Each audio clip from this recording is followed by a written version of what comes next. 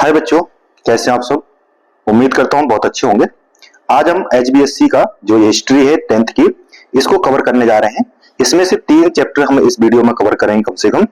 ठीक है, तो इसमें सिर्फ इंपॉर्टेंट टॉपिक्स को कवर किया जाएगा ताकि आप 2 से ढाई घंटे में अपना पूरा हिस्ट्री को कवर कर पाए। अभी आपके जो मिड टर्म के एग्जाम होने जा रहे हैं उसमें ये बहुत इंपॉर्टेंट रहेगा। ठीक है, तो आइए शुरू करते हैं। इंपॉर्टेंट देखिए, एक तो क्वेश्चन यही बन सकता है कि जो सरस्वती सिंधु सभ्यता है ये किन 2 नदियों के किनारे। तो देखो, ये 2 सरस्वती और सिंधु, ये दोनों क्या है, नदियां हैं। एक नदी का नाम क्या है, सरस्वती, और एक नदी का नाम क्या है, सिंधु। ठीक है, इन दोनों नदियों के किनारे क्या हुई, एक पूरा शहर का विकास हुआ, एक शहर का डेवलपमेंट हुआ। यानी ये पूरी, जैसे भारत एक देश है इसी प्रकार से एक देश बना, उसी देश को हम क्या कहते हैं, एक सभ्यता कहते हैं। ठीक है, इस सभ्यता में जो 2 नाम और है इसका, एक नाम है सिंधु सभ्यता और इसी को हम हड़प्पा सभ्यता के नाम से भी जानते हैं। सिंधु और हड़प्पा ये 2 शहर हुआ करते थे, इस वजह से इनका नाम ये भी पड़ गया। इसी समय कुछ और भी सभ्यताएं थी, जैसे मेसोपोटामिया की सभ्यता जो दूसरे चैप्टर में पढ़ेंगे, और एक मिस्र की सभ्यता वो भी सेकंड चैप्टर में पढ़ा जाएगा। आइए शुरुआत करते हैं। देखिए, इसकी खोज जो है, इन 2 शहरों की खोज जो है, एक व्यक्ति थे दयाराम साहनी। मोस्ट इंपोर्टेंट है, इनका नाम जरूर याद रखिएगा। दयाराम साहनी ने पंजाब जो क्षेत्र है, पंजाब कौन सा पंजाब, जो आज पंजाब पाकिस्तान में, पाकिस्तान के पंजाब में एक शहर की खोज की जिसका नाम था हड़प्पा। क्या नाम था, हड़प्पा। कब खोज की, 1921 में, 1921 में।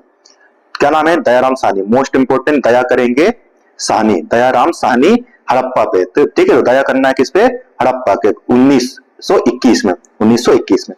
एक साल बाद उसके 1922 में एक और आते हैं जिनका नाम है बनर्जी। क्या नाम है, राखीदास बनर्जी। इनका शॉर्ट में कहते हैं आरडी बनर्जी। क्या कहते हैं इनको, आरडी बनर्जी। ठीक है, आरडी बनर्जी जो है, इन्होंने एक दूसरे शहर की खोज की जिसका नाम क्या है, मोहनजोदड़ो। क्या नाम उसका, मोहनजोदड़ो। याद रखिएगा, मोहनजोदड़ो। 2 शहर हो गए, एक का नाम है हड़प्पा जिसको किसने खोजा है, दयाराम साहनी ने। दयाराम साहनी हड़प्पा। ठीक है, ऐसे रखो 1921 में। और उसके बाद आरडी बनर्जी ने मोहनजोदड़ो को कब खोज की, 1922 में।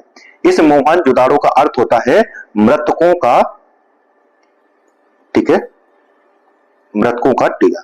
मतलब मरे हुए जो लोग हैं उनको यहां दफनाया गया था, इस वजह से इसका नाम, ऐसा नाम रखा गया। ठीक है, अब आइए बात करते हैं कि अगर इस पूरी सभ्यता की बात की जाए, ये कितने एरिया में पूरा डेवलपमेंट था इसका। तो इसका जो पूरा क्षेत्रफल था वो कितना था, 2,15,000 किलोमीटर स्क्वायर, यानी कि 2.15 किलोमीटर स्क्वायर। यानी इतना बड़े एरिया में इसका पूरा विकास हुआ। तो याद रखिएगा, इसका एरिया पूछ सकता है, मोस्ट इंपोर्टेंट है। इसका ज्यादातर जो क्षेत्र है वो कहां पर है, पाकिस्तान में है, पर कुछ क्षेत्र हमारे भारत में। अगर हम इसको ऐसे बांटे नॉर्थ साउथ ईस्ट वेस्ट में, तो सबसे जो ऊपर का क्षेत्र है वो कहां पर है, जम्मू कश्मीर में। कहां है, जम्मू कश्मीर में, J&K में, जिसका नाम क्या है, मांडा। अगर साउथ में बात करें तो ये महाराष्ट्र में है, जिसका नाम क्या है, तैमाबाद। अगर ईस्ट में बात करें तो इसका नाम है आलमगीरपुर। ये कहां है, यूपी में, यूपी जो मेरठ है। और जो पश्चिम में है जिसका नाम है सुतकांडेरोर, ये कहां पर है, तो ये है पाकिस्तान में। कहां है, पाकिस्तान में। मोस्ट इंपोर्टेंट है। तो 4 क्षेत्र हो गए। पूछ सकता है कि ईस्ट वेस्ट नॉर्थ साउथ के क्षेत्र को नाम बताओ। अगर बात करें नॉर्थ से साउथ में तो ये कितना है, तो नॉर्थ से साउथ में इसका जो पूरा डिस्टेंस है वो है नॉर्थ साउथ में 1400 किलोमीटर। कितना ये, 1400। और अगर ईस्ट वेस्ट की बात करें तो याद आएगा 1600 किलोमीटर। तो इतना तो इंपॉर्टेंट नहीं, बस आप ये रखो नॉर्थ का क्षेत्र कौन सा है, मांडा। साउथ में कौन सा है, तैमाबाद। ईस्ट में कौन सा है, आलमगीरपुर। और वेस्ट में कौन सा है, सुतकांगेडोर। जो कहां है बता देंगे आपको। यहीं से कुछ और जो मोस्ट इंपोर्टेंट सिटी है उनके नाम याद रखिएगा। एक राखीगढ़ी और बनावली। मोस्ट इंपोर्टेंट है, पूछा जाएगा कि राखीगढ़ी और बनावली दोनों कहां है, तो ये हरियाणा में। तो चूंकि एचबीएससी का पेपर है तो पूछेगा कि हरियाणा में कौन कौन से क्षेत्र हैं सिंधु सरस्वती सभ्यता के, तो राखीगढ़ी और बनावली। ठीक है, राखीगढ़ी जो है वो भारत का सबसे बड़ा क्षेत्र है, सबसे बड़ा है राखीगढ़ी। पूछेगा सबसे बड़ा कौन सा भारत में, तो वो है राखीगढ़ी। वहीं मोहनजोदड़ो कहां है, पाकिस्तान में। हड़प्पा भी कहां है, पाकिस्तान में। ठीक है, 2 क्षेत्र और है भारत में। एक का नाम है धौलावीरा, कहां है, गुजरात में। धौलावीरा गुजरात में। और कालीबंगा राजस्थान में। कालीबंगा का अर्थ होता है काले रंग की चूड़ियां। ठीक है, रंग की चूड़ियां। ये कहां पर है, ये है राजस्थान में। ठीक है, तो इंपॉर्टेंट है 4 क्षेत्र। देखिए वापस समझाता हूं मैं, ये जरूर 2 याद रखिए, राखीगढ़ी बनावली, राखी बनाओ हरियाणा में, राखी बनाओ हरियाणा में, ऐसे याद रखो, राखी बनाओ हरियाणा। ठीक है, राखी बनाओ हरियाणा, तो इंपॉर्टेंट है, याद रहेगा। तो कितनी बात याद रखेंगे? दयाराम साहनी 1921 हड़प्पा की खोज, 1922 में आर.डी. बनर्जी मोहनजोदाड़ो की खोज। अगर बात करें तो पूरा एरिया कितना है? 215 याद रखो, 2,15,000। ठीक है, पूरा अगर बात करें तो ऊपर सबसे नॉर्थ में मांडा, साउथ में दैमाबाद, ईस्ट में आजमगीरपुर, वेस्ट में सुतकांगे रोड। ये कहां पर? उत्तर प्रदेश में, ये जम्मू कश्मीर में, ये महाराष्ट्र में, और ये सुतकांगे रोड पाकिस्तान में। राखी बनाओ हरियाणा में, मोहनजोदाड़ो हड़प्पा कहां है? पाकिस्तान में, और वहीं धौलावीरा कहां है? गुजरात में, और कालीबंगा कहां है? राजस्थान में। ठीक है, इंपॉर्टेंट याद रखिए। अगर इसका टाइम पीरियड बात करें, समय कितना है, तो 7000 से 7500 से 7000 ईसा पूर्व के आसपास कहां पर? सरस्वती नदी के पूर्वी घाटी में इसका विकास हुआ। ठीक है, और कुछ भी इंपॉर्टेंट नहीं है, बाकी सब छोड़ दीजिए। आइए नेक्स्ट आइए, यहां पे जो सबसे ज्यादा इंपॉर्टेंट क्वेश्चन है वो यही है, नगर नियोजन, सिटी प्लानिंग कैसी थी, यहाँ पे सिटी कैसे था, शहर जो था वो कैसा था, इंपॉर्टेंट है, मोस्ट इंपॉर्टेंट। और इन 4 विशेषताओं को आपको याद रखना है। एक है रक्षा प्राचीर, सड़कें, नालियां, भवन और ईंट। मैं बताता हूं यहाँ शहर कैसे थे, उसी को 4-5 पॉइंट आप याद रखेंगे, पक्का 100% क्वेश्चन ये आएगा। देखिए समझिए, शहर इस तरीके से शहरों को बांटा गया था। शहर में 2 होते थे, टीले होते थे, इस तरीके से शहर को 2 भागों में बांटा गया था। ठीक है, एक ऊंचा भाग होता था जिसको दुर्ग कहते थे, दुर्ग, और दूसरा जो होता था उसको नगर कहते थे। ठीक है, ऐसे, और इनके चारों तरफ से ऐसे बाउंड्री की जाती थी। ज्यादातर में क्या कहा गया है कि ये जो दुर्ग है सिर्फ इसी के चारों तरफ बाउंड्री है, इसके चारों तरफ बाउंड्री नहीं होती थी। इसको क्या कहते थे? रक्षा प्राचीर। रक्षा प्राचीर बताए, इसको सुरक्षा के लिए एक मोटी सी ऊंची सी दीवार बनाई जाती थी। क्या बनाते थे? रक्षा प्राचीर यानी कि दीवार। यहां पर कौन रहते होंगे? तो यहां पर रहते थे अमीर या फिर जो शासक वर्ग होगा वो रहते होंगे। ठीक है, शासक यानी जो शासन करते होंगे वो रहते होंगे, और अमीर जो होंगे वो रहते होंगे। ये जो है यहाँ कौन रहता होगा? यहाँ पे रहते थे आम जनता, आम जनता। ठीक है, जो कारीगर होते थे, किसान होते थे, कारीगर, ठीक है, किसान, इस तरीके से। तो हमने क्या कहा, पहला पॉइंट क्या करेंगे कि हड़प्पा सभ्यता या सिंधु घाटी सभ्यता को पूरे नगरों को 2 भागों में बांटा जाता था। एक नगर का जो पश्चिमी भाग होता था वो थोड़ा ऊंचा होता था, और जो पूर्वी भाग होता था वो थोड़ा सा नीचे होता था। ठीक है, पश्चिमी को दुर्ग कहते थे, और दूसरे को, ठीक है, सामान्य व्यापारी रहते थे, जिसको नगर आवास कहते थे। यहाँ कौन रहते थे? सामान्य नागरिक, व्यापारी, कारीगर, ये सब रहते थे। और जो ऊंचा था वहां कौन रहते होंगे? वहां पर अमीर व्यक्ति रहते होंगे। दूसरा, यहां पर जो पूरा शहर होता था, इस शहर को इस तरीके बनाया जाता था, जैसे समझो कि ये पूरा शहर होता था, इसमें सड़कें इस तरीके से होती थी, ऐसे, यानी कि ये एक दूसरे को समकोण पर काटती थी। किस पे काटती थी? समकोण पर। सड़कें एक दूसरे को समकोण पर काटती थी, जिसको कहते हैं ग्रिड पैटर्न। तो शहर कैसा होता था? ग्रिड पैटर्न पर होता था, यानी कि सड़कें एक दूसरे को समकोण पे काटती थी। सड़कें काफी चौड़ी होती थी, ठीक है, चौड़ी होती थी, और इनमें साफ सफाई का विशेष ध्यान रखा जाता था। साफ सफाई का विशेष ध्यान रखा जाता था। ठीक है, जो घर होते थे वो 1 या 2 फ्लोर के होते थे, यानी कि 1 से 2 मंजिला तक घर होते थे। ठीक है, वहीं घरों के जो दरवाजे होते थे वो मेन सड़क पे ना ओपन हो, जैसे मेन सड़क है ना, तो दरवाजे इधर ना होकर के पीछे साइड होते थे। दरवाजे मेन सड़क में ना होकर के उसके पीछे साइड होते थे, ताकि कोई भी झांक करके अंदर ना देख सके। हर घर में एक कुआं होता था, ठीक है, स्नानागार होता था, नहाने के लिए हमारा बाथरूम होता था, और किचन होते थे, इस तरीके से। तो ये पूरा एक शहर का डिजाइन हो गया। ठीक है, शहरों पर जो गंदा पानी होता था, सीवर का पानी होता था, इस तरीके से सड़कों के साथ साथ यहाँ पे सीवर भी होती थी। इस सीवर में सफाई करने की क्या होता था, जैसे आज का वो होते बॉक्स होते ना कि ढक्कन हटा करके सफाई कर सकते हैं, इस तरीके से इसको बनाया जाता था कि साफ सफाई को बहुत अच्छे से ध्यान रखा जाए। ठीक है, तो ये हो गया नगर नियोजन, यानी पूरा नगर को इस तरीके से बांटा जाता था। बता दिया मैंने आपको। पहला पॉइंट क्या होगा कि नगर को 2 भागों में बांटा जाता था, एक पश्चिमी भाग, एक पूर्वी भाग। पश्चिमी भाग थोड़ा ऊंचा होता था, पूर्वी भाग थोड़ा नीचे होता था। पश्चिमी भाग को रक्षा प्राचीर यानी कि घेरा जाता था, रक्षा प्राचीर या सुरक्षा दीवार से, उसमें अमीर वर्ग तथा राजा वर्ग रहते होंगे। वहीं जो पूर्वी शहर था वहां आम जनता, कारीगर आदि किसान रहते थे। ठीक है, यहाँ की सड़कें कैसी थी बता दी मैंने आपको, यहाँ की सड़कें जो थी वो एक दूसरे को समकोण पर काटती थी, यानी ग्रिड के फॉर्म में होती थी। सड़कों के साथ साथ सीवर पाइप होते थे, नालियां होती थी, जिसको सफाई के लिए बीच बीच में ढक्कन बनाए जाते थे। सड़कें बहुत चौड़ी थी, साफ सफाई का विशेष ध्यान रखा जाता था। तो ये इंपॉर्टेंट पॉइंट ऐसे रखेंगे। घर जो होते थे वो 1 से 2 मंजिला होते थे, यानी ऊपर जाने की सीढ़ियां होती थी। दरवाजे घर के पीछे तरफ ओपन होते थे, ठीक है। हर घर में एक कुआं होता था, एक स्नानागार होता था। ये सारी चीजें आप इतना अगर ये क्या आते हैं तो आपका पूरा नगर नियोजन समझ में आ जाएगा। देखो इस तरीके से आप देख पाए तो घर ऐसे होते थे, ठीक है। यहाँ साफ सफाई का कूड़ेदान का विशेष ध्यान रखा जाता था। तो ये पक्का 100% क्वेश्चन आएगा कि नगर नियोजन के बारे में वर्णन कीजिए। 100% आप इसको 5 स्टार दे दीजिए, ठीक है। बता दिया मैंने आपको, रोशनदान, फर्श, ये सब दीवारें होती थी, ठीक है। अब आते हैं यहाँ के आर्ट के बारे में बात करते हैं कि जो सिंधु सभ्यता के लोग थे वो किस तरीके का आर्ट का प्रयोग करते थे। देखिए यहाँ पर 3-4 चीजें हैं। एक तो मूर्ति बनाई जाती थी, मूर्तियां बनाई जाती थी। मूर्तियां किससे बनती थी? तो एक तो पत्थर से बनती थी, प्रस्तर मूर्तियां होती थी। एक होती थी धातु की बनती थी, मेटल की बनती थी। ये जो होती है वो कांसा धातु होता था। कौन सा होता था? कांसा, ठीक है। कांसा समझते ना, कांसा क्या होता है? तांबा और जिंक को मिक्स करते हैं तो क्या बनता है? कांसा बनता है, ठीक है। तो ये होता था कांसा। उसका तीसरा जो होता था, मतलब तीसरा यहां मूर्ति बनती थी। फिर मन के थे मनके। मनके क्या होते हैं? मन को आप समझो मोती, जैसे कि जो हार पहनते हैं, हार के जो मोती होते हैं उनको मनके कहते हैं, ठीक है। और चौथा बनता था यहाँ पे मोहरे। क्या बनती थी? मोहरे बनाई जाती थी। मोहर कैसे होते हैं? तो आप जैसे ऐसे वो होता ना, ऐसे चौकोर शेप का एक मिट्टी का या पत्थर का बनाया जाता था, जिसमें कुछ डिजाइन बने रहते थे ऊपर, इस तरीके से इनको मोहर कहते हैं। और बनते थे मिट्टी के बर्तन, मिट्टी के बर्तन। और क्या बनाए जाते थे? आभूषण, यानी कि गहने। आभूषण भी बनते थे। आभूषण किसके बनते थे, यानी गहने किससे बनते थे? तो ये बनते थे धातु के, पत्थरों के, ठीक है, और सींग वगैरह से, हड्डियों से, सींग से, ये सबसे बनते थे। तो ये सारी इनकी यहाँ पे विशेष ध्यान रखा जाता है, ठीक है। इंपॉर्टेंट याद रखिएगा। यहाँ पे एक नर्तकी की मूर्ति यानी डांसिंग गर्ल की एक फोटो मूर्ति प्राप्त हुई है, ठीक है। कहां से? मोहनजोदड़ो से।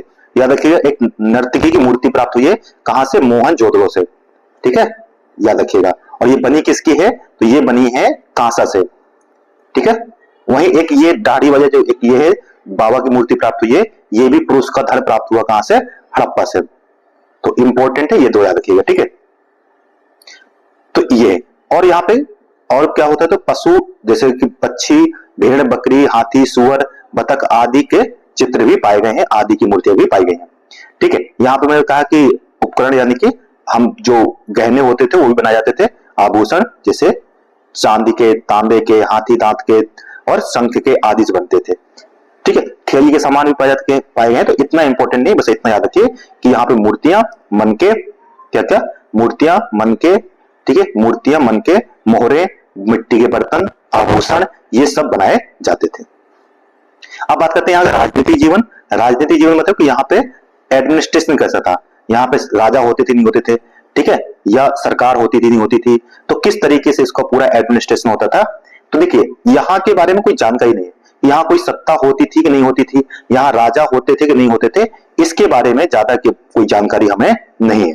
क्योंकि यहाँ की जो स्क्रिप्ट है, जो लिपि है, जैसे कि उसको पढ़ा नहीं गया अभी तक, तो हमने पढ़ नहीं पाए कि उन्होंने क्या था, तो इस वजह से हमें नहीं पता। तो जैसे एक व्यक्ति जिसका नाम है वेयर, ये कहते हैं सत्ता का स्रोत कोई भी क्यों न रहा हो, उसमें संभवतः धर्म का प्रमुखता थी। तो ये इंपॉर्टेंट है बस, और कुछ भी इससे इंपॉर्टेंट नहीं है। देखिए ये इनकी भाषा है, स्क्रिप्ट है, इस तरीके के चिन्ह पाए गए हैं जिसको अभी तक हमने पढ़ा नहीं है, ठीक है। ये होती है मोहर, इस तरीके की ये क्या है? मोहरे हैं। ये कुछ यहाँ के चित्र हैं, जैसे मिट्टी के कुछ बने हुए बैलगाड़ी के चित्र है, ये इनकी स्क्रिप्ट है जो अभी तक पढ़ी नहीं गई है, ठीक है। इसके बाद आते हैं यहाँ के सामाजिक जीवन कैसा था। तो देखिए समाज जो था वो विभाजित था, वर्गों में विभाजित था। समाज कैसा था? वर्ग का विभाजन था, यानी कुछ अमीर थे, कुछ गरीब थे, ठीक है। तो कई वर्गों में बटा हुआ था। जो ऊंचा दुर्ग था वहां अमीर व्यक्ति रहते थे, और जो सामान्य नीचे का जो नगर था वहां पे सामान्य वर्ग रहता था। तो ये इंपॉर्टेंट है, ठीक है। जैसे कुछ कारीगर हुआ करते थे, कुछ अधिकारी रहे होंगे, कुछ मजदूर होंगे, कुछ सैनिक होंगे, ये भी हमें वहां से जानकारी प्राप्त होती है।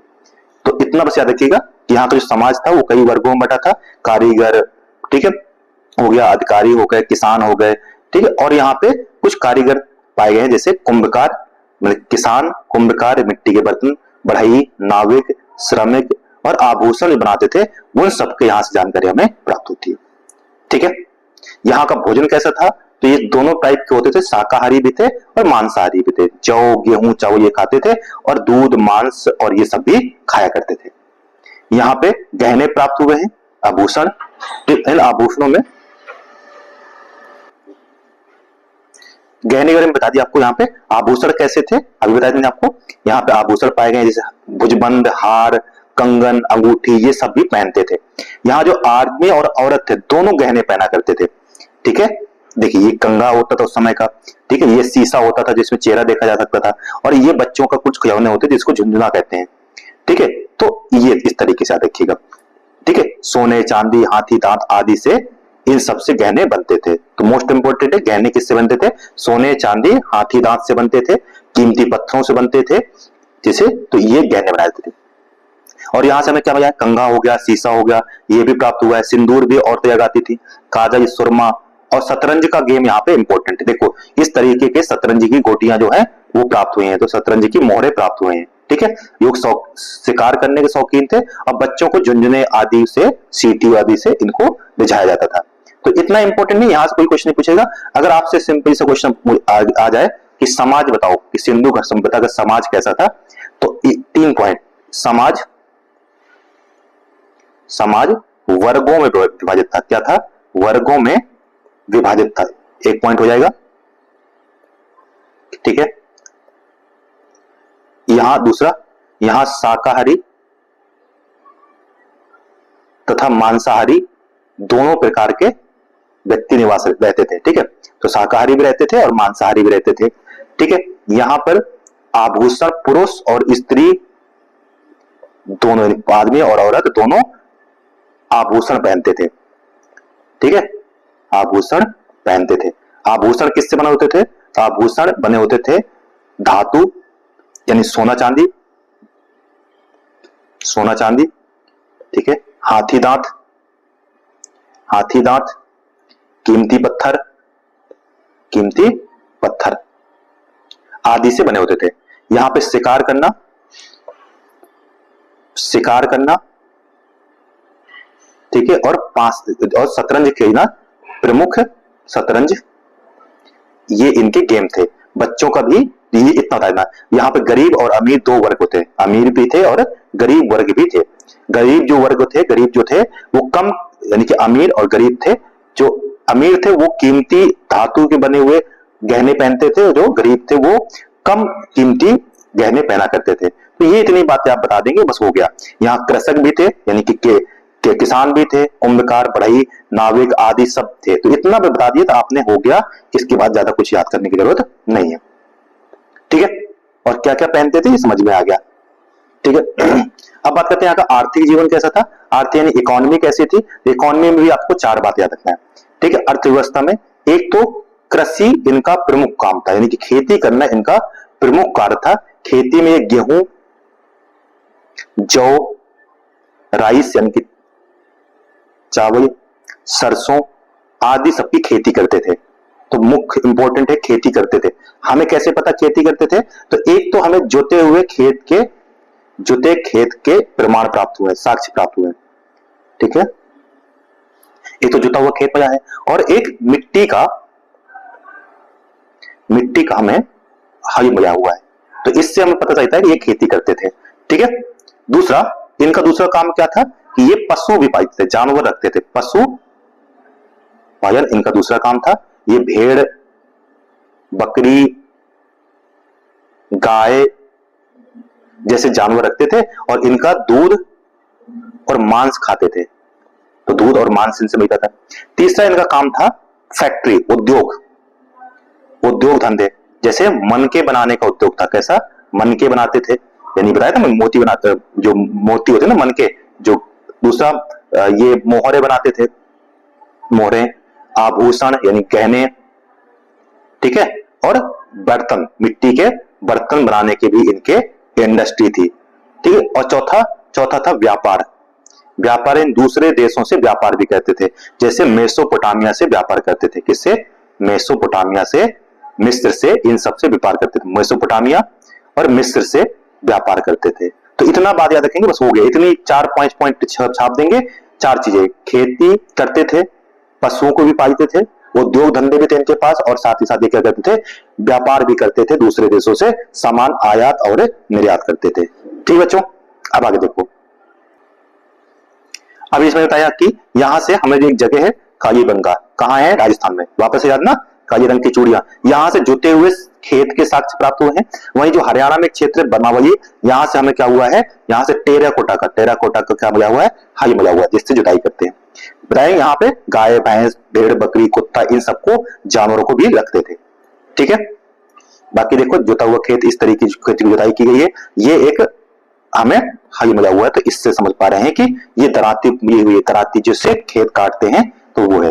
ठीक है, बस इतनी बातें याद रखना, ज्यादा कुछ याद भी नहीं रख पाओगे आप, इतना याद रखो। ठीक है, इसका देखते हैं। व्यापार भी करते थे, मैंने कहा था। ये कहां से व्यापार करते थे? मेसोपोटामिया से। इस वजह से मेसोपोटामिया से पता चलता है कि जो मेसोपोटामिया के लोग थे वो इनको क्या कहते थे? मयुवा कहते थे। इंपॉर्टेंट है। किसको? हड़प्पा के लोगों को ये क्या कहते थे? मयुवा कहते थे। इंपॉर्टेंट है, पूछ सकते हैं। ये देखो बाट प्राप्त हुए, इस तरीके से जो बाट होते हैं ना, आज के जैसे वो करते हैं, तो उस तरीके के। यहाँ का धार्मिक जीवन कैसा था? देखिए, ध्यान समझिए। पहले तो ये प्रकृति पूजक थे। कैसे थे? फर्स्ट पॉइंट हो जाएगा, ये प्रकृति की पूजा करते थे। प्रकृति की पूजा करते थे। ठीक है, फर्स्ट पॉइंट। दूसरा, ये शिव की पूजा करते थे। देखो पशुपति, ये देखो शिव जी की ऐसी मूर्ति है, तो इसको पशुपति कहा गया। इस तरीके से चित्र बना हुआ है, तो पशुपति की पूजा करते थे। किसके? पशुपति की पूजा करते थे। ठीक है, पूजा करते थे। ठीक है, तीसरा मातृ देवी, यानी कि मिट्टी की बनी हुई देवियों की पूजा करते थे। मातृ देवी की पूजा करते थे, पूजा करते थे। ठीक है, चौथा, देखो इस तरीके से शिवलिंग भी प्राप्त हुआ यहां से, और यहां से स्वास्तिक का चिन्ह भी प्राप्त हुआ। तो ये सारी बातें आप बता सकते हैं कि इस तरीके से हम कह सकते हैं कि ये धार्मिक जीवन जीते थे। यहाँ पे धर्म था, मातृ देवी को उपासना करते थे, माता शक्ति की। ठीक है, उपासना करते थे, प्रकृति की पूजा करते थे, नेचर को पूजते थे, और पशुपति की पूजा करते थे। इंपॉर्टेंट है, यहां से शिवलिंग प्राप्त हुआ है और स्वास्तिक का चिन्ह भी प्राप्त हुआ है। तो ये सारी बातें अगर आप छाप देंगे तो आपका धार्मिक जीवन भी पूरी तरीके से सही हो जाएगा। यहां हम 3 चीजें बताते हैं कि जब कोई मर जाता था तो उसको कैसे दफनाते थे। देखिए, अंत्येष्टि संस्कार याद रखिएगा। 3 विधियां थी, एक थी पूर्ण समाधिकरण, एक था आंशिक समाधिकरण, और एक था दाह संस्कार। इंपॉर्टेंट समझिए, पूर्ण समाधिकरण होता था कि पूरी तरीके से जब कोई मर जाता था तो उसको सीधे दफना दिया जाता था, पूरी तरीके दफन करते थे। दूसरा होता था आंशिक समाधिकरण, कि पहले उसको दाह संस्कार करते थे, दाह संस्कार करने के बाद उसको दफनाया जाता था। तो दाह संस्कार करने के बाद जो होता था उसको दफनाते थे। तीसरा होता था सिर्फ दाह संस्कार करते थे, जैसे आज के दौर में हिंदू धर्म में होता है कि सीधे अग्नि में दाह संस्कार कर देते हैं। तो 3, पूर्ण समाधिकरण, पूरी तरीके से दफनाना, आंशिक समाधिकरण यानी आधा दाह संस्कार आधा दफनाना, और तीसरा है कि पूरी तरीके से संस्कार यानी दाह संस्कार करना। इस तरीके से 3 तरीके से किया जाता था। और इसमें होता कैसे था कि जो सिर होता था वो उत्तर की तरफ होता था, और पैर जो होते थे वो कहां होते थे? दक्षिण की तरफ होते थे। सिर कहां? उत्तर की तरफ, नॉर्थ में सिर और साउथ में, इस तरीके से नॉर्थ साउथ। तो सिर कहां होगा? यहाँ, और पैर कहां होते थे? इधर। ऐसे दफनाया जाता था। यहां से योगा के भी साक्ष्य प्राप्त हुए। देखो इस तरीके की मूर्ति प्राप्त हुई है जो योगा करती हुई, इस तरीके की मूर्तियां हैं, तो योगा भी शायद यहां पर जानते थे। ठीक है, अब ये सभ्यता इतनी बड़ी सभ्यता थी तो खत्म कैसे हो गई? ये भी इंपॉर्टेंट है, मोस्ट इंपॉर्टेंट है कि पतन कैसे हुआ, ये समाप्त कैसे हो गई। तो 4-5 वजह। एक तो है कि यहाँ का जो एडमिनिस्ट्रेशन था, जो प्रशासन था, वो पूरी तरीके से असफल हो गया था। जैसे आप सोचो ना कि जैसे कि यहाँ हमारा जो शहर होते हैं, शहर में क्या होता है? म्युनिसिपैलिटी होती है, मेयर होते हैं, वो ध्यान रखते हैं साफ सफाई का, बस बाकी सारी चीजों का। और अगर कोई ध्यान देने का हो ही ना, जो सरकार है, पुलिस है, वो सब काम करना बंद कर दे, तो ऐसे कुछ कहते हैं कि यहाँ पे ऐसा हुआ होगा कि जो यहाँ प्रशासन होगा, जो एडमिनिस्ट्रेशन होगा, उसने ध्यान देना बंद कर दिया होगा। जैसे सड़कों में साफ सफाई कर बंद हो गई होगी, सड़कें ठीक है कचरे से भर गई होंगी, और लोगों ने धीरे धीरे ये शहर यहाँ से छोड़ दिया होगा। एक तो ये वजह है जो ज्यादा लोग एक्सेप्ट नहीं करते। दूसरा है क्लाइमेट चेंज, जलवायु परिवर्तन। मीन्स क्या हुआ होगा? धीरे धीरे यहाँ पे नदियां वगैरह सूख गई होंगी, और नदियां सूख गई होंगी जिससे पानी की कमी हो गई होगी, क्योंकि ये नदियों किनारे सभ्यता थी। इस वजह से यहाँ पे जो लोग होंगे वो भाग गए होंगे यहां से छोड़ करके, कहीं और माइग्रेट कर गए होंगे। तीसरा जो वजह बताते हैं, कुछ कहते हैं बाढ़ आ गई होगी, जो सिंधु सभ्यता है वहां पर बाढ़ आई होगी। और हमें ये जानकारी कहां से प्राप्त होती है? चौंतड़ों से, लोथई से और भगत राव जो कुछ जगह है वहां से हमें जानकारी प्राप्त होती है कि यहाँ पे बाढ़ आई होगी। कुछ कहते हैं कि विदेश से व्यापार बंद हो गया होगा, मेसोपोटामिया मिस्र से हम व्यापार करते थे वही हमारा व्यापार बंद हो गया होगा, और जिससे व्यापार में कमी आने से गरीबी आ गई होगी और धीरे धीरे ये शहर समाप्त हो गया होगा। कोई कहता है कि महामारी आई होगी, जैसे अभी कोरोना आया था उसी प्रकार महामारी आई होगी, कोई बीमारी आई होगी और जिससे यह शहर समाप्त हो गया होगा। कैसे पता? जैसे कि 42 जो एक साथ मरे हुए व्यक्तियों को एक साथ दफनाया गया है, ऐसे जानकारी प्राप्त होती है। तो ये इंपॉर्टेंट है। कितने पॉइंट हो गए? 5। कौन कौन से? एक तो है कि जो यहाँ की राजनीति थी या प्रशासनिक कह सकते हैं कि एडमिनिस्ट्रेशन जो था, प्रशासन था, तो एक पॉइंट हो जाएगा प्रशासनिक, ठीक है, प्रशासनिक, ठीक है, प्रशासनिक कारण। दूसरा हो सकता है क्लाइमेट चेंज, जलवायु परिवर्तन, ठीक है। तीसरा हो सकता है कि व्यापार में कमी, व्यापार में कमी हुई होगी। चौथा है कि बाढ़ आई होगी, बाढ़। और पांचवा है कि कोई महामारी आई होगी। और इन्हीं को बस बना के पॉइंट छाप देंगे, हो जाएगा। तो ये हो गया हमारा इसके बारे में। देखिए यहां से प्रश्न लिखिए, सरस्वती सिंधु सभ्यता की नगर नियोजन की विशेषताएं। मोस्ट इंपोर्टेंट है, मैंने कहा यही प्रश्न आ रहा है, छपा हुआ है। सामाजिक और धार्मिक जीवन बता देंगे, 4-5 पॉइंट बताए थे मैंने आपको। यहाँ की सिंधु सभ्यता का आर्थिक जीवन बता देंगे, 4 बताए थे कि व्यापार, ठीक है, कृषि, पशुपालन, ठीक है, और उद्योग धंधे, ठीक है, ये 4 बातें। और बाकी इतना इंपॉर्टेंट है, इसके बाद कुछ आपको इंपॉर्टेंट नहीं है, ठीक है। तो इतना याद रखिएगा, इससे ज्यादा कोई क्वेश्चन और नहीं आएगा। आइए सेकंड चैप्टर देखते हैं, प्राचीन विश्व की प्रमुख सभ्यताएं। अब देखिए हमने सिंधु घाटी सभ्यता पढ़ा, खत्म कर दिया।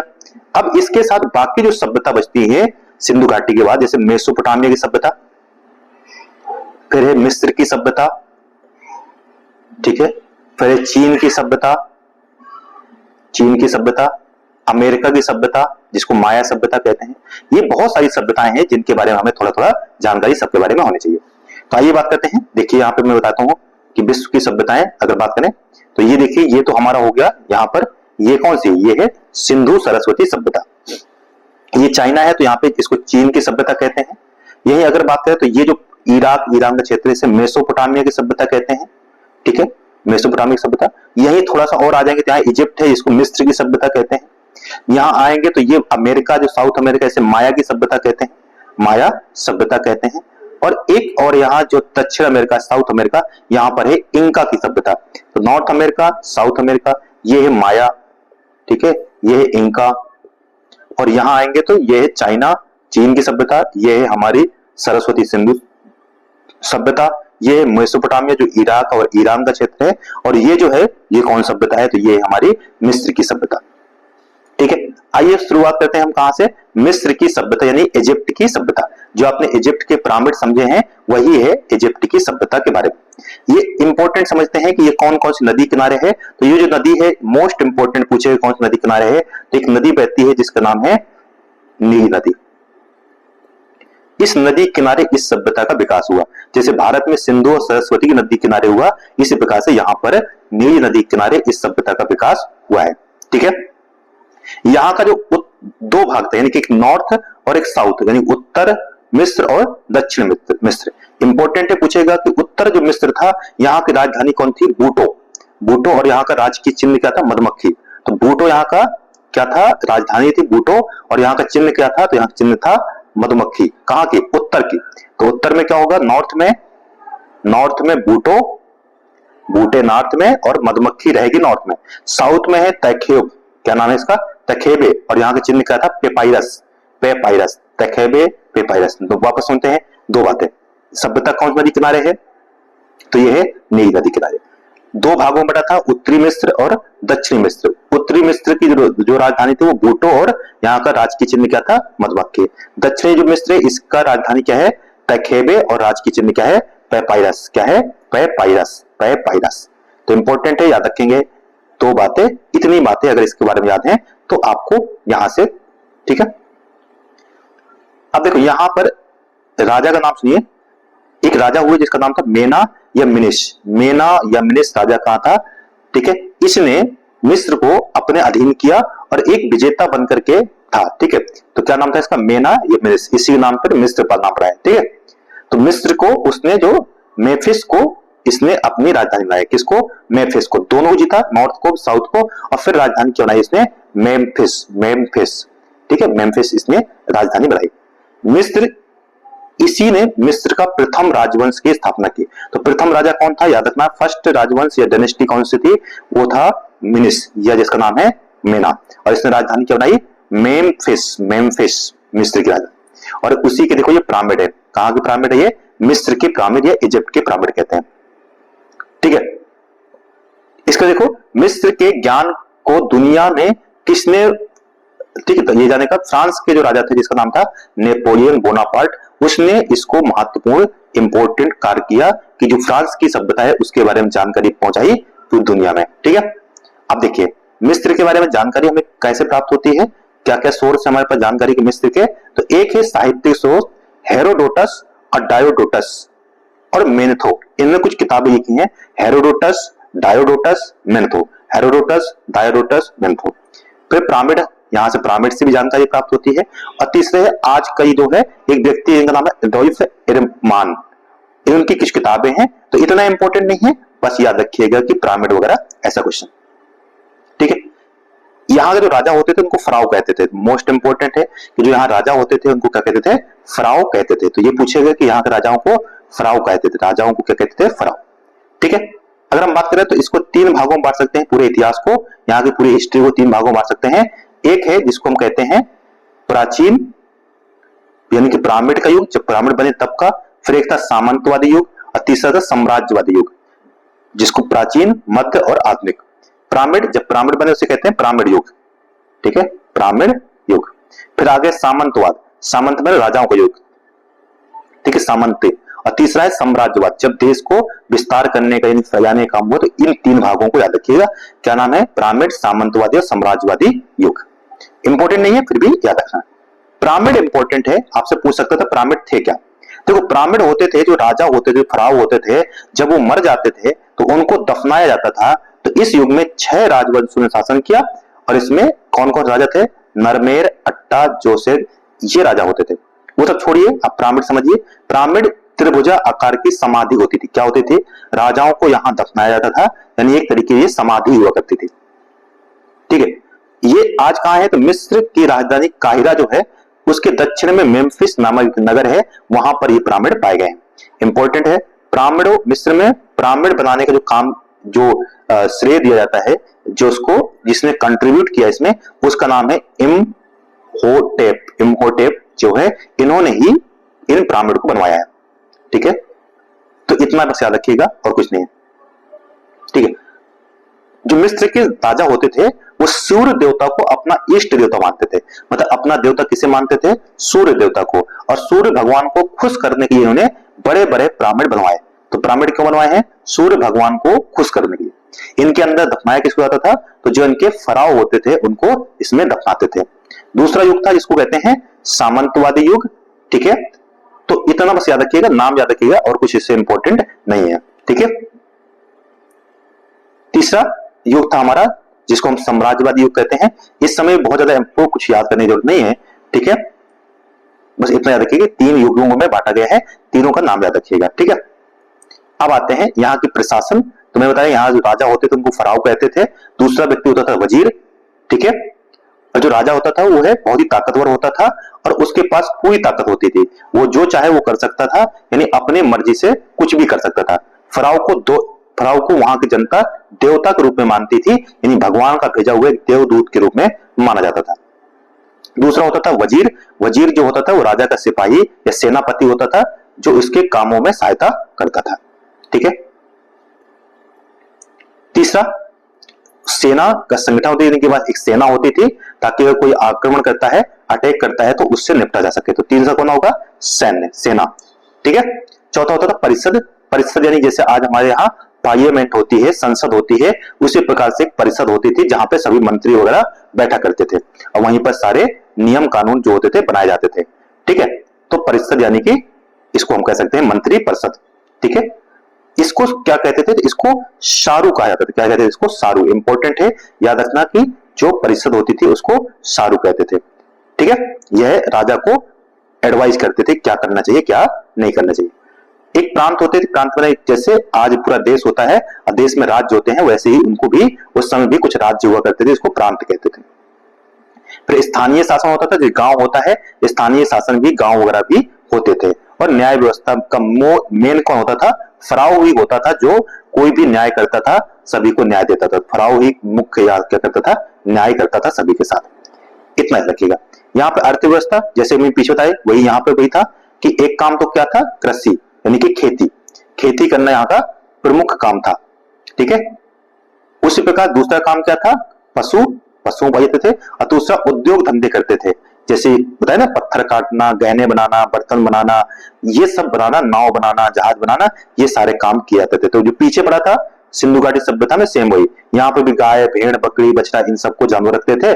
कपास, सन, अंगूर, गेहूं इन सब की खेती और अंजीर, खजूर की खेती भी करते थे। ठीक है, तो इंपॉर्टेंट है। और चौथा, व्यापार तो करते ही होंगे। तो यही चार बातें कहां पे थी? सिंधु घाटी सभ्यता में। वहां से भी व्यापार होता था, यहां से भी व्यापार होता था। तो इंपॉर्टेंट है, बस इतना याद रखिएगा। यहाँ पर धर्म क्या था? धार्मिक जीवन बात करें तो मिस्रवासी जो थे वो बहुत सारे देवताओं को मानते थे, बहुत देववादी थे, कई सारे देवताओं की पूजा करते थे। ठीक है, ऐसा माना था कि 30,000 देवता यहाँ थे जिनकी पूजा किया करते थे। सबसे बड़ा जो देवता था उनका कौन था? सूर्य भगवान। सूर्य जिसे रे या रा या होरस या एसन कहते थे। इंपॉर्टेंट है, पूछेगा कि जो सूर्य भगवान थे उन्हें किस नाम से जाना जाता था? तो रे, रा, होरस इस नाम से जाना जाता था। किसको? सूर्य देवता को। सूर्य इनके यहाँ के प्रमुख देवता थे। दूसरे देवता थे, ठीक है, यहाँ पे एक देवी होती थी जिसका नाम था सूर्य। जो थे वो किसके देवता थे? जो नदी थी, नील नदी दूसरे नंबर पे आते थे। ठीक है, तो सूर्य देवता के बाद कुछ दूसरा देवता जो थे वो यहाँ की जो नदी थी, नील नदी, उसके देवता थे, कहते थे ओसिरिस देवता। तीसरे थे नूत, जो आकाश के देवता थे। सिन जो थे वो चंद्रमा के देवता थे। तो सिन, नूत मने आकाश, सिन मने चंद्रमा। ठीक है, ये। और ये आपको बताया कि यहाँ पर मम्मी बनाई जाती थी। तो इंपॉर्टेंट है, मम्मी क्या होता था कि कोई आदमी मर जाता था तो उसको इस तरीके से कुछ केमिकल के द्वारा इसको प्रिजर्व किया जाता था ताकि भविष्य में इसको दफनाया जाता था। तो मम्मी याद रखना। तो इंपॉर्टेंट है, बस याद रखिएगा। तो क्वेश्चन देखिए कैसे, मिस्र ने हमें क्या दिया? आज हमें मिस्र से क्या प्राप्त हुआ है? देखिए, मिस्र ने एक तो ये दिया है कि जो 365 दिनों का आज कैलेंडर होता है, ये कहां से आया है? मिस्र से ही आया। मोस्ट इंपोर्टेंट यही पूछेगा कि मिस्र की देन बताओ क्या है, मिस्र ने क्या दिया। तो एक तो 365 दिनों का जो एक पूरा कैलेंडर होता है वो किसने दिया? मिस्र ने दिया। सूर्य घड़ी का आविष्कार भी किसने किया? मिस्र में ही हुआ।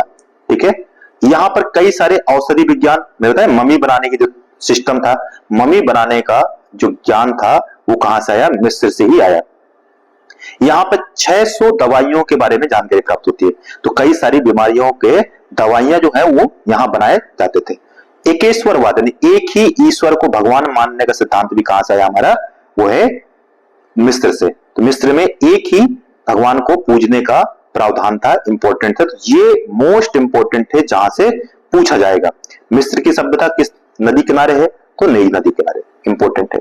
ठीक है, राजधानी बता दी मैंने आपको, उत्तर की राजधानी और दक्षिणी राजधानी। इतना अगर आप याद रखते हैं तो यहां से इसके बाद कोई भी क्वेश्चन आपसे नहीं छूटना चाहिए। ठीक है, संस्कृति बता दी आपको, कौन से देवता को क्या कहते थे, मुख्य देवता यहाँ पे कौन थे? सूर्य थे। ठीक है, तो ये हो गया हमारा मिस्र।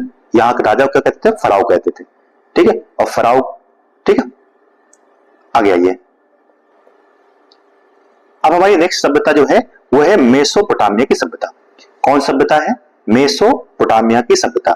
याद रखिए कि ये जो सभ्यता थी ये कौन से कहां पर थी?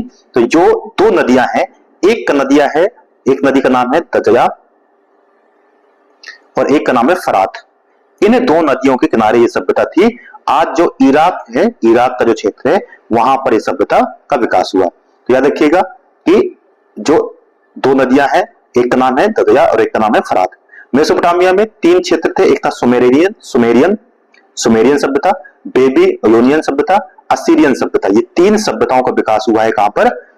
मिस्र की मेसोपोटामिया के क्षेत्र में। तो ये तीनों नाम याद रखिएगा, क्या क्या नाम है? सुमेरियन, बेबीलोनियन और असीरियन, इन सभ्यताओं का विकास हुआ है। ठीक है, इनमें सुमेरियन ने सभ्यता को जन्म दिया, तो ठीक है, उसके बाद बेबीलोनियन ने इसे और आगे बढ़ाया, और सबसे अंत में कौन आया? असीरियन। तो 3 व्यक्ति आए यहां पर, 3 जनसंख्या 3 बार बताए, एक तो सुमेरियन आए, उसके बाद बेबीलोन आए, फिर असीरियन आए। यानी यहां पर 3 उनका राजाओं का विकास हुआ, 3 ठीक है जनरेशन का विकास हुआ यहां पर। तो 3 सभ्यताएं हैं, सुमेरियन, बेबीलोनियन और असीरियन। ठीक है, हमारे पास जानने के क्या क्या स्रोत हैं, क्या क्या तरीके से हम जान सकते हैं इस सभ्यता के बारे में जानकारी प्राप्त होती है। तो एक तो है कि बेहिस्तून जो है यहाँ पे एक ऐसे पत्थर का बना हुआ है एक अभिलेख, जिसमें कुछ लिखा रहता है इस तरीके से, तो रिटन स्क्रिप्ट प्राप्त हुआ है, ठीक है, पत्थर का, जिसका नाम क्या है? बेहिस्तून। ठीक है, दूसरा है रोसेटा अभिलेख, तीसरा है सूसा अभिलेख, और चौथा है धार्मिक साहित्य, यानी कि किताबें जो धर्म से संबंधित किताबें हैं उनसे हमें जानकारी प्राप्त होती है। यहां से मिट्टी की कुछ पट्टिकाएं प्राप्त हुए हैं जिनमें कुछ जानकारी है, मिट्टी की बनी हुई ऐसी पट्टी है जिनमें कुछ इंफॉर्मेशन दे रखी है। एक है हम्मुराबी संहिता, मोस्ट इंपोर्टेंट है, पूछेगा जो हम्मुराबी संहिता है वो किस समय की है? तो वह है मेसोपोटामिया सभ्यता की। हम्मुराबी संहिता मोस्ट इंपोर्टेंट है, इसको याद रखिएगा। हम्मुराबी संहिता किस समय की? संहिता मतलब कानून होता है, जैसे हमारा कॉन्स्टिट्यूशन है, उस समय इनका कॉन्स्टिट्यूशन था जिसका नाम था हम्मुराबी। तो हम्मुराबी क्या है? यहाँ का कॉन्स्टिट्यूशन यानी कि कानून हुआ करता था। अगर बात करते हैं जो फर्स्ट सभ्यता थी सुमेरियन की सभ्यता, सुमेर, ठीक है, सुमेरियन सभ्यता, ये कब से था? तो 4500 ईसा पूर्व तक जो फारस की सुमेरियन जाति यहां पर निवास करती थी। ठीक है, तो इतना याद रखिएगा। ठीक है, सुमेरियन थे, ठीक है, इनको किन्होंने हराया? तो यहाँ की अकड़ और बेबीलोनियन और जो सूसा जनजातियों को पराजित कर यहाँ पर अधिकार किया किसने? सुमेरियन ने। तो सुमेरियन ने इन जनजातियों को हरा करके, यहाँ जो ट्राइब्स थे उनको हरा करके यहाँ पर अपना अधिकार जमाया। ठीक है, बस याद रखिएगा यहाँ की जो स्क्रिप्ट होती थी, जैसे बताया मैंने आपको कि हमने जो सिंधु घाटी सभ्यता की स्क्रिप्ट है जो अभी तक पढ़ नहीं पाए हैं, परंतु यहाँ के स्क्रिप्ट का नाम रखिएगा, इसका नाम है क्यूनिफर। इंग्लिश में क्या कहते हैं? इसको क्यूनिफर कहते हैं, और हिंदी में कहते हैं क्योयाच्छर। यानी कि इस तरीके से एक उसमें खोद खोद के बनाया जाता था, लिखा जाता था ऐसे गड्ढे कर करके, तो इस तरीके से। तो इंपॉर्टेंट है, याद रखिएगा यहाँ पे स्क्रिप्ट है यहाँ की। ठीक है, तो इतना याद रखिएगा। ठीक है, नेक्स्ट देखिए, दूसरा सभ्यता आती है बेबीलोनियन की सभ्यता। बेबीलोनियन की सभ्यता आती है, ठीक है, दक्षिण भाग में जो हेमराइट नदी के किनारे इस सभ्यता का विकास होता है। तो कौन सी नदी किनारे होता है? हेमराइट नदी के किनारे। ठीक है, इतना बस याद रखिएगा, उसमें कुछ नहीं है ज्यादा, हमें जानकारी याद रखने की जरूरत नहीं है। ठीक है, इसके बाद देखिए तीसरे जो आते हैं वो आते हैं असीरियन। असीरियन की सभ्यता, ठीक है, ये जो नदी थी, कौन सी नदी थी? दजया और फ्रात नदी जो थी, वहां पर उन्होंने अधिकार किया और वहां पर उन्होंने शासन किया। ठीक है, इंपॉर्टेंट है, तो इतना याद रखिएगा। असीरियन जो थे वो क्या थे? बहुत ही आर्ट को पसंद करते थे। यहाँ के राजा जो थे उन्होंने बड़े बड़े महल बनवाए, मंदिर बनवाए इनका। ठीक है, और इतना इंपॉर्टेंट रखिएगा। ठीक है, आइए इनके प्रशासन के बारे में जानते थे, एडमिनिस्ट्रेशन के बारे में। तो मेसोपोटामिया की सभ्यता का राजनीतिक और प्रशासनिक व्यवस्था समान एक जैसी रही, जैसा वहां पर था मेसोपोटामिया में वैसा ही यहाँ पर था। तो मिस्र में था वैसा यहाँ पर। तो एक चीज याद रखिएगा कि सभी में सेम कॉन्सेप्ट रहता है, ये दैविक सिद्धांत पर शासन करते थे। यानी कि जो यहाँ राजा होते थे वो कहते थे कि हमें राजपाट करने की जो शक्ति है वो भगवान से प्राप्त हुई है, अर्थात ईश्वर ने हमें यहाँ पर भेजा है, इसे कहते थे दैविक सिद्धांत। यहाँ की समाज की बात करें तो समाज जो था वो 3 भागों में बटा हुआ था। एक तो उच्च वर्ग होता था, एक मध्यम वर्ग होता था, और एक सबसे नीचे का वर्ग होता था, थर्ड स्टेट। तो 3 वर्गों में समाज बटा हुआ था। धार्मिक जीवन बात करें तो यहाँ के मेसोपोटामिया में बहुत सारे देवताओं की पूजा करते थे। ठीक है, बहुदेववादी थे। कई सारे देवताओं को, जैसे आकाश के देवता को अनु कहते थे। ठीक है, की जो होती थी पृथ्वी की देवता होती थी। सिन जो होता था वो चंद्रमा का देवता होता था। तमुज जो होता था वो वनस्पति और खेती के देवता होते थे। ईश्वर, ठीक है, जो ईस्तर जो था वो प्रेम की देवी होती थी। नरगई जो होती थी इस तरीके से बीमारियों की देवी होती थी। आर्थिक जीवन वही खेती करते थे, पशु पालते थे, अंगूर, जैतून, कपास की खेती करते थे, उद्योग धंधे भी थे यहाँ पर और व्यापार भी करते थे। ठीक है, तो ये वही सारी बातें यहाँ पर भी रिपीट होंगी। तो ये हो गई हमारी कौन सी सभ्यता, मेसोपोटामिया की सभ्यता। इतनी बातें याद रखिएगा। मेसोपोटामिया, अगर हम बात करें तो मेसोपोटामिया जो शब्द है ये भी याद रखिएगा, इसका अर्थ होता है दो नदियों के बीच का क्षेत्र। तो मेसोपोटम, दो वर्ड सुना हुआ है, मेसोपोटम, मेसो में होता है दो और पोटम है नदियों के बीच का क्षेत्र। तो मेसोपोटामिया का अर्थ क्या हो गया, दो नदियों के बीच का क्षेत्र। पूछे कभी मेसोपोटामिया का मीन्स क्या है, तो दो नदियों के बीच का क्षेत्र जो है उसको मेसोपोटामिया कहा गया। ठीक है, तो इतना याद रखिएगा, इससे ज्यादा यहां पे याद करने की कुछ जरूरत नहीं है। ठीक है, आगे देखिए। अब इसके बाद तीसरी जो सभ्यता आती है उसे कहते हैं यूनान की सभ्यता। यूनान की सभ्यता यानी कि ग्रीस, जो ग्रीक थे तो ग्रीस की सभ्यता या यूनान की सभ्यता। ठीक है, यूनानी। ठीक है, आओ इसके बाद देखते हैं। अगर बात करते हैं मेसोपोटामिया की सभ्यता, तो जो यूनान की सभ्यता, किसकी बात कर रहे हैं हम लोग, यूनान की सभ्यता के बारे में बात कर रहे हैं। देखो थोड़ा सा इधर मैं देखता हूं, तो आ जाओ फिर शुरू करते हैं यूनानी सभ्यता के बारे में। देखिए, यूनान जो है इसको ग्रीक को कहते हैं, ग्रीस जो है उसी को यूनान कहा जाता है। ये जो सभ्यता है, ये जो आज जो कुछ शहर है इनके याद रखिएगा, ये सभ्यता जो थी वो 502 टापू समझते हैं ना, जो समुद्र के बीच में वो जो होते हैं उसे टापू कहते हैं, जिनमें से Crete, Troy, Cyprus, Athens, Macedonia और स्पार्टा, इन क्षेत्रों पर यह सभ्यता का विकास हुआ था। कब हुआ था, तो आज से 4000 ईसा पूर्व में इस सभ्यता का विकास कहां हुआ था, क्रीट की सभ्यता कहते थे इसको। क्या कहते थे इसको, क्रीट की सभ्यता कहते थे। ठीक है, यह सभ्यता 1500 ईसा पूर्व तक बनी रही और उसके बाद समाप्त हो गई। नॉनसस और फ्रीस्टस, ट्रॉय इस सभ्यता के गढ़ हुआ करते थे। तो कौन कौन क्षेत्र थे, नॉनसस और फ्रीस्टस। ठीक है, यहां पे आर्यंस, ठीक है, 1200 ईसा पूर्व में आर्यंस कवियों ने यूनान पर अधिकार करके नगर राज्यों में विकसित सभ्यताओं को जन्म दिया। तो क्यों ने, आर्यंस ने। ठीक है, इंपॉर्टेंट है। इसके बाद हमें जानकारी कैसे प्राप्त होती है, तो ये याद रखिएगा, इसके भी 3 क्षेत्र हैं, यानी कि इस पूरे हिस्ट्री को जानने के लिए हमें 3 भागों में बांट सकते हैं। एक को कहते हैं अंधकार युग, जिसको होमर युग भी कहते हैं। दूसरा कहते हैं आयरन एज, जिसे नगर राज्य युग कहते हैं। और तीसरा है जिसको हेलेनिस्टिक युग कहते हैं। तो ये 3 भागों में याद रखिएगा, इनके नाम है। जानकारी कैसे प्राप्त होती है, तो हमें एक तो होमर की किताब है, याद रखिए, मोस्ट इंपोर्टेंट यही है कि होमर की किताब का नाम क्या है, जिसका नाम है इलियड ओडिसी। क्या नाम है, उड़ीसा से याद रखिए, ओडिसी। तो होमर की किताब का नाम क्या है, इलियड ओडिसी। वहीं हेरोडोटस जो है, हेरोडोटस की किताब का नाम है हिस्टोरिका, यानी जो हिस्ट्री है ना, इसकी जो खोज किसने की थी, हेरोडोटस ने। ये है हेरोडोटस, हिस्टोरिका, मोस्ट इंपोर्टेंट है, यह भी याद रखिए। बाकी जो एथेंस है, कोरिंग है, स्पार्टा है, यहां से खुदाई से कुछ जानकारी प्राप्त हुई है, उससे भी हम जानकारी करते हैं। और कौन है, प्लेटो और अरस्तु, इनकी जो किताबें हैं इनसे भी हमें जानकारी प्राप्त होती है, प्लेटो और अरस्तु। इतना बस याद रखिएगा इसके बारे में। यहाँ की बात करें, यहाँ का एडमिनिस्ट्रेशन यानी यहाँ का प्रशासन कैसा था या राजनीति कैसी थी, तो सेम वही जैसे अभी बताया था, यहाँ पर भी राजवंश यानी राजा होते थे, किंग होता था। ये भी राजा देव यानी कि देव शक्ति यानी कि निरंकुश होते थे, अपने मर्जी से काम करते थे और अपने आप को देवता के समान समझते थे। राजा को प्रजा देव के समान, ईश्वर के समान मानती थी, यानी भगवान के भेजे हुए देवदूत। यहाँ पर भी एक परिषद होती थी, उस परिषद का नाम क्या था, ब्यूरी कहते थे। इंपॉर्टेंट याद रखिएगा। सिकंदर यहीं का शासक था। सिकंदर का जो समय था, सिकंदर का समय विश्व इतिहास का हेलेनिस्टिक युग कहते हैं उसको, सिकंदर के समय का। तो सिकंदर कहां से आया था, यूनान से आया था। ठीक है, सिकंदर जो है, सिकंदर ने अपने पिता का नाम क्या था, इसका फादर का नाम था फिलिप, उसको उसकी हत्या करके, उसका वध करके मकदूनिया, जिसको मैसेडोनिया कहते हैं, वहां का राजा बना था। तो मैसेडोनिया या मकदूनिया का राजा कौन बना था, वो था सिकंदर, सिकंदर महान, अपने फादर की हत्या करके।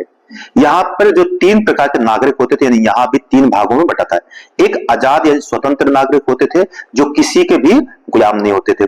दूसरे वो थे जो विदेश से आए हुए नागरिक थे, तो जिनको हम कहते थे विदेशी नागरिक। और तीसरे थे दास। तो 3 वर्ग हो गए, एक स्वतंत्र नागरिक, एक हो गए स्वतंत्र नागरिक, एक हो गए विदेशी नागरिक और तीसरे हो गए दास। ठीक है, तो इस प्रकार से पूछ सकता है। यहाँ की जो जनसभा होती थी, नागरिकों द्वारा जनसभा के सदस्यों का चुनाव किया जाता था। तो जनसभा यानी एक समान जैसे आज का संसद भवन है वहां चुनाव होता है, ऐसे यहां पर भी चुनाव होता था। एक्सलेसिया कहते थे इसको, जनसभा को। यहाँ का समाज कैसा था तो बता दिया आपको, समाज को 4 भागों में बांटा गया था। जैसे अभी मेसोपोटामिया में 3 भागों में था, यहाँ समाज था 4 भागों में। सबसे उच्च वर्ग आता था जिसको कुलीन वर्ग कहते थे, यह सबसे बड़ा वर्ग था जिनके पास सबसे संपत्ति, सबसे ताकतवर थे, इनके बहुत बड़ी संख्या में इनके पास दास हुआ करते थे। दूसरा वर्ग होता था जो युद्ध के समय में योद्धा वर्ग होता था, ठीक है। तो दूसरा कौन था, मध्यम वर्ग था, ठीक है, साधारण आम जनता होते थे। तीसरे इन्हें फ्री मैन कहते थे, जो दूसरा वर्ग थे कहते थे फ्री मैन या फरो आसी कहते थे।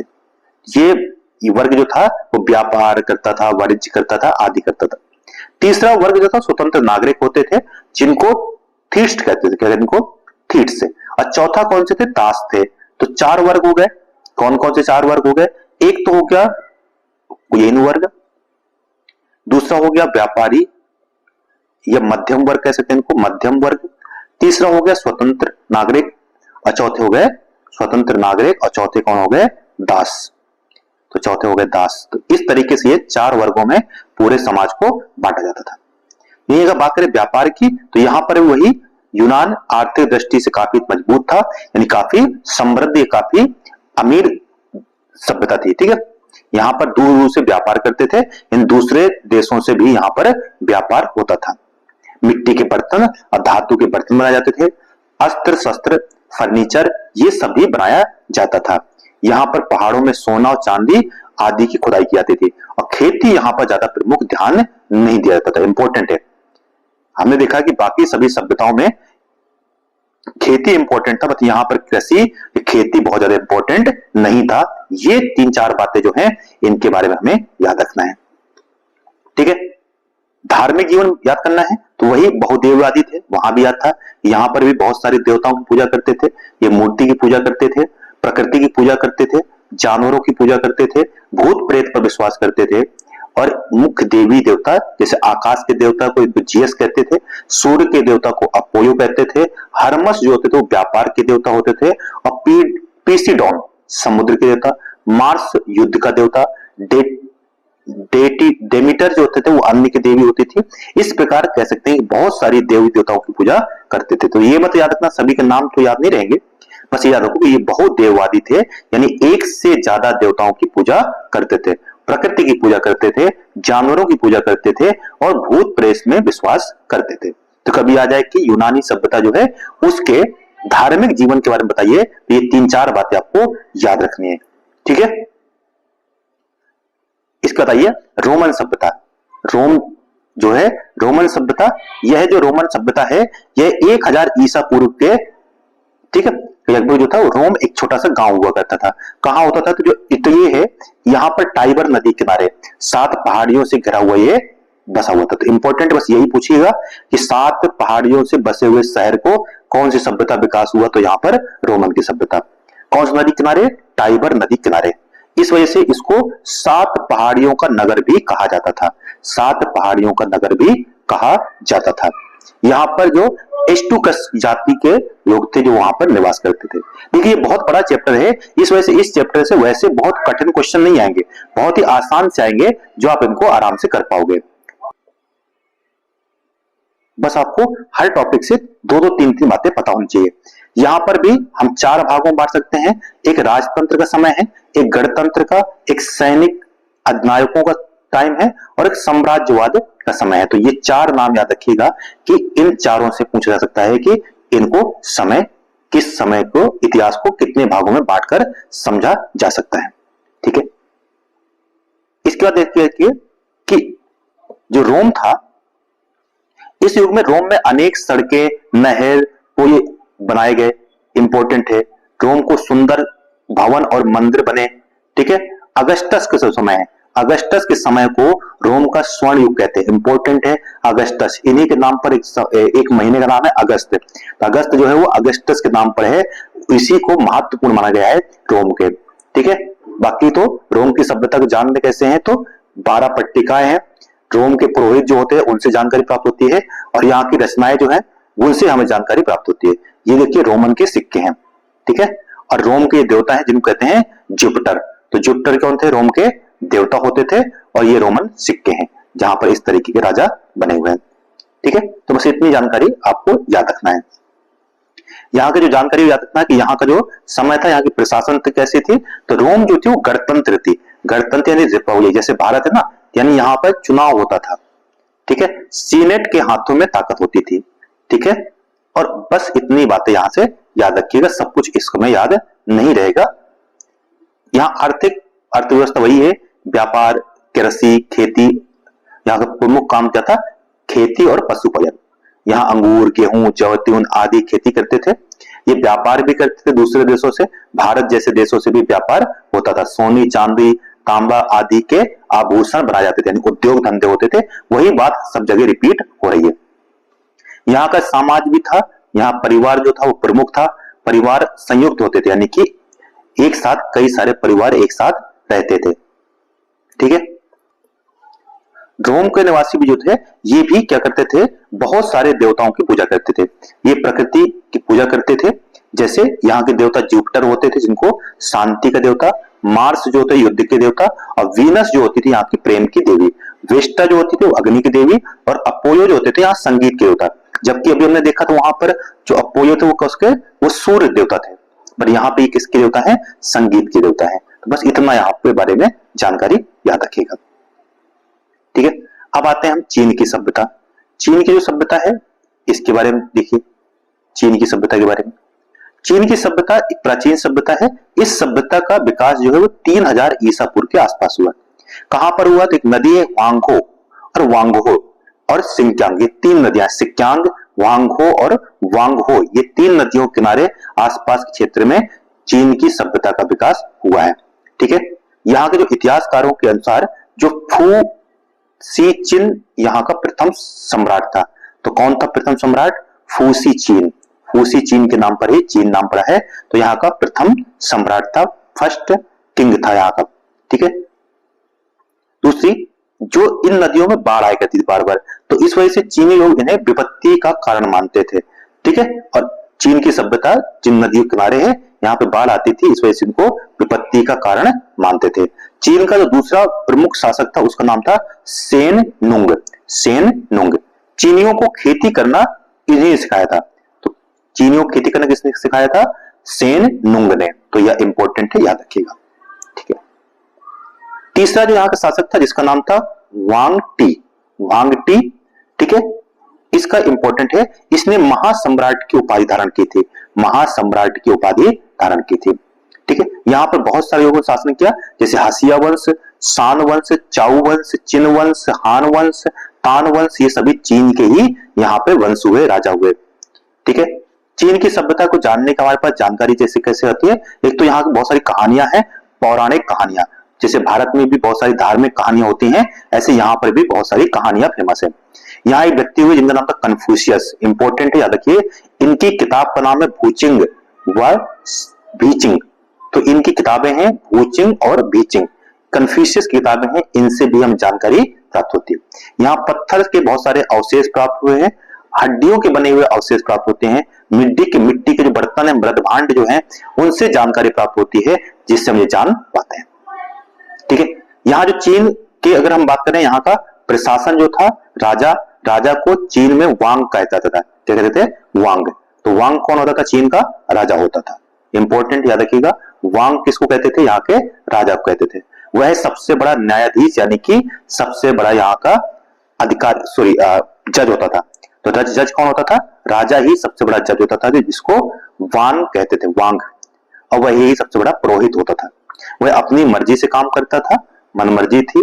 ठीक है, जनता उसे अपना पिता समझती थी और उसे ईश्वर कह के पुकारती। तो ये सभी में देखा कि सभी जनता वहां अपने राजाओं को भगवान के बराबर समझती थी। यहाँ पर एक मंत्री परिषद होती थी। वांग ने अपने शासन के कार्य लिए मंत्री रखे थे, जो मंत्री उसके कामकाज को देखा करते थे। ठीक है, तो ये हो गया हमारा चीन की सभ्यता। वही बात करें प्रांत में, जैसे स्टेट, तो प्रांतीय शासन भी होता था। चीन 2 या 3 प्रांत यानी गांव में बटा होता था, जिनको क्या कहते थे? फू कहते थे। ठीक है, इसका एक फू बनता था जो प्रांत का समान होता था। ठीक है, प्रांतों को सैंग भी कहा जाता था। तो प्रांतों को क्या कहते थे? सेंग भी कहते थे। ठीक है, इसके बाद आते हैं आर्थिक दशा कैसी थी। तो यहाँ पर भी खेती, पशु और ये सब प्रमुख काम था। यहाँ जौ, बाजरा, गेहूं की खेती होती थी और मिट्टी की यहाँ बहुत उपजाऊ थी। 9 परिवार एक साथ खेती किया करते थे। तो वही हर बात वही आ रहा है, कृषि। ठीक है, यहाँ उद्योग धंधे भी थे। चीन में उद्योग धंधों का विकास हुआ। चीनियों का मुख्य व्यवसाय क्या था? रेशम था। इंपॉर्टेंट है, रेशम मार्ग की खोज तभी से यहाँ पर हुई है। ठीक है, चीन में लोग वंशानुगत एक साथ रहते थे, व्यवसाय करते थे, वही व्यापार भी करते थे। चीन के व्यापार, ह्वांग टी व्यापार विकास किए, सड़कों का विकास किया। यहाँ पर एक याद रखिएगा कि रेशम मार्ग हुआ करता था। क्या था? रेशम मार्ग, जहां से व्यापार करते थे, रास्ता था जिसको कहते थे रेशम मार्ग। सामाजिक व्यवस्था की बात करें तो यहाँ पर चीन में समाज में शिष्टाचार और नम्रता का व्यवहार बहुत महत्व था, यानी कि बहुत प्यार से बात करते थे। नम्रता बहुत इंपॉर्टेंट थी। चीनियों के अनुसार संसार का निर्माता कौन है? पानकू है, जिसने समाज को 4 भागों में बांटा है। प्रथम वर्ग कौन था? जो मंदारिन था। प्रथम वर्ग मंदारिन, वहां की भाषा भी क्या है? मंदारिन है।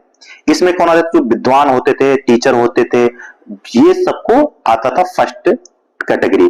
दूसरी कैटेगरी में किसान आते थे, तीसरी कैटेगरी में कारीगर आते थे और चौथे कैटेगरी में व्यापारी आया करते थे। चीन में संयुक्त परिवार, एक साथ यानी परिवार रहते थे। तो ये इंपॉर्टेंट है। ठीक है, यहाँ पे धर्म क्या था? तो चीन के जो व्यक्ति थे वो एक ही ईश्वर को मानते थे।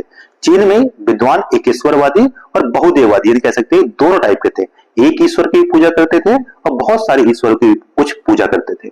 प्रकृति की पूजा महत्वपूर्ण थी। आकाश के देवता को यंग कहते थे। वायु और पृथ्वी के देवता को चीन कहा जाता था, उसी के नाम पे चीन पड़ा हुआ है। ठीक है, ये अंधविश्वास पर भी भरोसा करते थे, जैसे भूत प्रेत जादू टोना पे विश्वास करते थे। और यहाँ के जो दार्शनिक हुए, फिलोसफर हुए, एक है कन्फ्यूशियस और एक है लाओ त्से। इंपॉर्टेंट है, इनका जरूर नाम याद रखिएगा। चीनी योग जो थे वो कुंगजू नाम के भी पुकारे जाते हैं। चीनियों को कुंगजू नाम से भी पुकारा जाता था। और 6ठी ईसा पूर्व में भारत यहाँ से बौद्ध धर्म जो है वो यहाँ पर पहुंचा। तो चीन में बौद्ध धर्म कहां से पहुंचा? भारत से पहुंचा। तो ये हो गया हमारा चीन के बारे में। चीन के बारे में बस इतना याद रखिएगा कि धर्म यहाँ पे एकेश्वरवादी भी थे, बहुदेववादी भी थे, प्रकृति की पूजा करते थे, कुछ देवताओं सूर्य चंद्रमा इन सब की पूजा करते थे। ठीक है, जादू टोना विश्वास करते थे। सभी सभ्यताओं में सेम बातें आप छाप सकते हैं, सेम ही सेम। आपने देखा कि सब जगह यही बातें हैं। ठीक है, अब आते हैं माया सभ्यता। माया सभ्यता कहाँ है? तो ये अमेरिका, जो उत्तरी अमेरिका है, वहां पर माया सभ्यता का विकास हुआ। इंपॉर्टेंट बस याद रखिएगा कि माया सभ्यता कहाँ विकसित हुई? उत्तरी अमेरिका में। ठीक है, उत्तरी अमेरिका में इंपॉर्टेंट है। यह 4000 ईसा पूर्व की पुरानी सभ्यता है। ठीक है, यह सभ्यता कौन से देश में है? तो आज जो एक देश है ग्वाटेमाला, इन देशों पर, मैक्सिको देशों पर और होंडुरास देशों पर है। ठीक है, बस इतना याद रखिएगा और यहां से कुछ ज्यादा इंपॉर्टेंट नहीं है। ठीक है, इसको देखो, यहां से जानने के स्रोत क्या हमारे पास, जानकारी कैसे प्राप्त होती है। तो माया सभ्यता के इतने बड़े बड़े ऐसे घर बने, वहां से हमें जानकारी प्राप्त होती है, जिसको राजहीथर की रचना कहते हैं, प्राचीन माया। ठीक है, माया की किताबें जो है उनसे जानकारी प्राप्त होती है। मिट्टी के बर्तन हैं, मूर्तियां हैं, खुदाई से जो सामान प्राप्त हुए। तो इतनी बातें इसके बारे में याद रखिएगा। यहाँ का भी प्रशासन सेम रहेगा। माया सभ्यता के राज्यों के मुखिया क्या कहते थे? असीप्रोस या हेयक यूनिक कहा जाता था।